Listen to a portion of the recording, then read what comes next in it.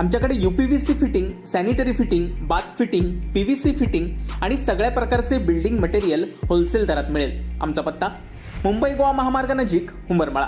संपर्क 73 87 38 00 14 किंवा 83 29 800 365।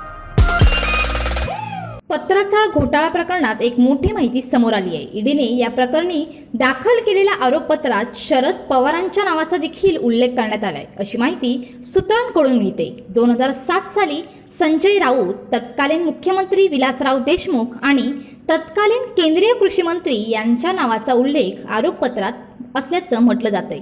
2006 ते 2007 या काळात गोरेगाव येथील पत्राचाळ प्रकरणी ज्या बैठका झाल्या त्यात म्हाडाचे काही अधिकारी, तत्कालीन मुख्यमंत्री आणि केंद्रीय कृषी मंत्री शरद पवार हे देखील उपस्थित होते, असं स्पष्टपणे ईडीने आरोपपत्रात नमूद केलंय।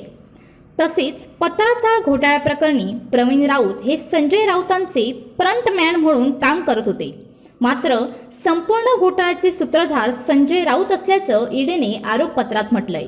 त्यामुळे आता संजय राऊतांसोबत शरद पवार देखील पत्राचाळ प्रकरणात अडकणार का, अशी चर्चा राजकीय वर्तुळात जोर धरू लागली आहे। Bureau news, कोकणशाही।